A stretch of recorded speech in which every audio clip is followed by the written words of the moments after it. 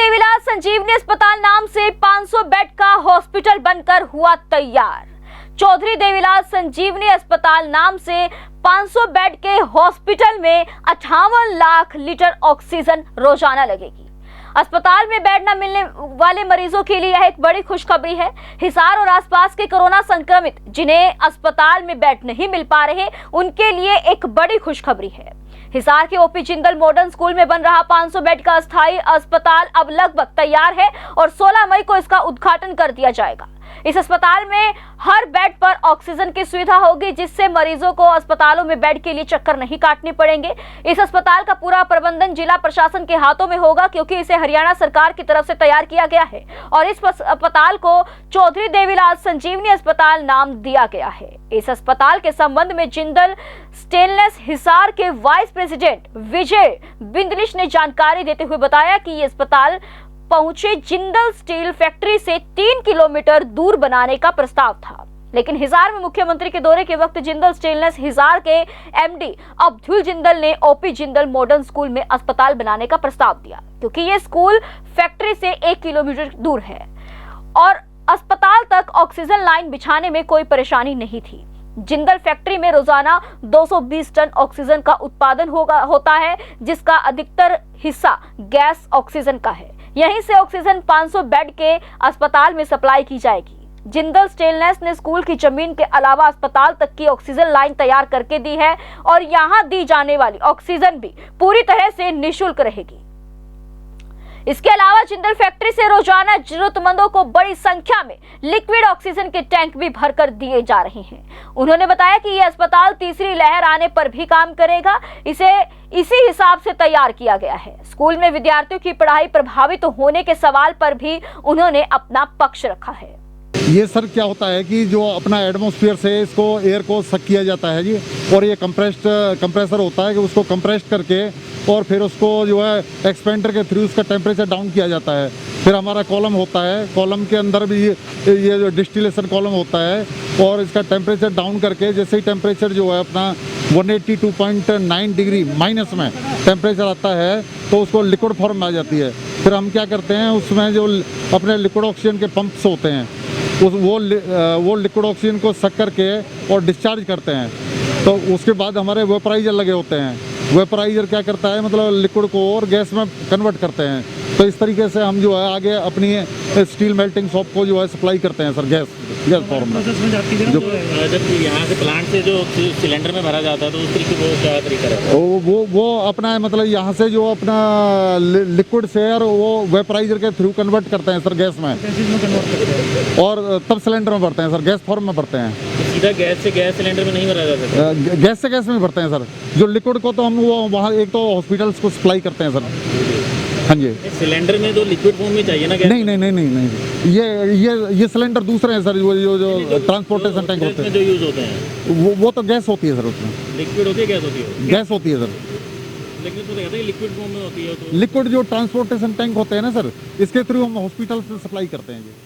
देखिए, जो 500 बेड का जो हॉस्पिटल है जो ओपी जिंदल मॉडर्न स्कूल में बनाया जा रहा है, वो अगर हम बात करें तो वो क्यों बनाया जा रहा है, कैसे बनाया जा रहा है, मैं सबसे पहले उसके ऊपर बताऊंगा आपको कि वहाँ हमने 500 बेड का hospital OP Jindal modern school ही क्यों चुना।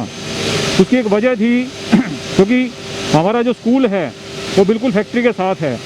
जब ये सेकेंड वेव कोविड-19 की आई है तो इसमें पूरे देश में, पूरे हरियाणा प्रांत में, हिसार डिस्ट्रिक्ट में एक हमें लगा कि भी बेड्स की शॉर्टेज है, ऑक्सीजन की शॉर्टेज है, तो हम कैसे ऑक्सीजन की कमी को पूरा करें, बेड की कमी को कैसे पूरा करें।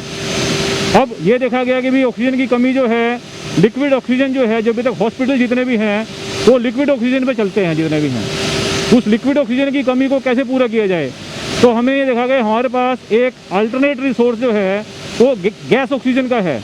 जो गैस ऑक्सीजन हम यहाँ पे अपनी स्टील मेल्टिंग के लिए इस्तेमाल करते हैं, तो गैस ऑक्सीजन का हमारा अल्टरनेट हमारे पास अवेलेबल था।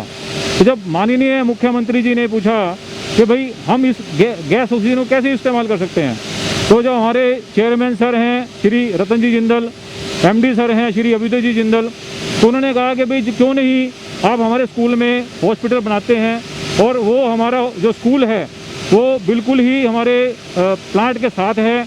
हम पाइपलाइन से जो है उसको ऑक्सीजन वहाँ से गैस ऑक्सीजन दे सकते हैं। तो माननीय मुख्यमंत्री जी ने जब दौरा किया तो वो स्कूल के दौरे पे लेके बहुत खुश हुए और उन्होंने इमीडिएटली जो है उस प्रोजेक्ट के लिए हाँ कर दी। तो इसमें क्या क्या जिंदल की तरफ से क्या क्या फैसिलिटीज़ दी गई और कितना इंफ्रास्ट्रक्चर दिया गया और किस तरीके से जो ऑक्सीजन लाइन पहुँचाई गई है? देखिए उसमें जो अगर हम बात करें इंफ्रास्ट्रक्चर की तो पूरा स्कूल जो है हमने जो है वो सरकार को दिया था कि आप पूरी बिल्डिंग हमारी अवेलेबल है, पूरा हमारा प्लेग्राउंड है, इंफ्रास्ट्रक्चर सारा का सारा स्कूल का वो इंफ्रास्ट्रक्चर अवेलेबल है। और हम लोगों ने कहा था कि भाई जितनी भी ऑक्सीजन की सप्लाई है यहाँ पे हॉस्पिटल के लिए तकरीबन 58 लाख लीटर हर रोज़ की ज़रूरत आ रही है 500 बेड के लिए। तो हमने कहा था कि हम पूरी पाइपलाइन डाल के यहाँ से अपने ऑक्सीजन प्लांट से पूरी पाइपलाइन डाल के स्कूल में हॉस्पिटल तक पूरी पाइपलाइन डाल के और पूरी फ्री ऑफ कॉस्ट जो ऑक्सीजन जो है वो हर पेशेंट के लिए हम देंगे। तो यहाँ पर एक सवाल उठता है कि क्या ये सिर्फ सेकंड वेव के लिए तैयार किया गया या थर्ड वेव के हिसाब से भी तैयार किया गया, और बच्चों का क्या रहेगा, स्कूल के बच्चों की पढ़ाई कैसे होगी, क्या ऑनलाइन ही रहेगी?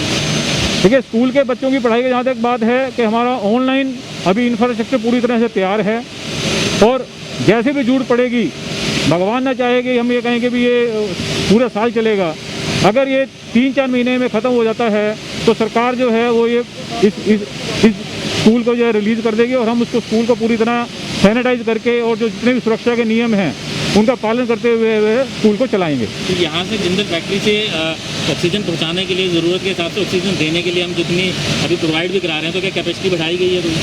नहीं, हमारे पास 220 टन का प्लांट है ये और उस प्लांट में से ही हम जो है इस ऑक्सीजन को देंगे।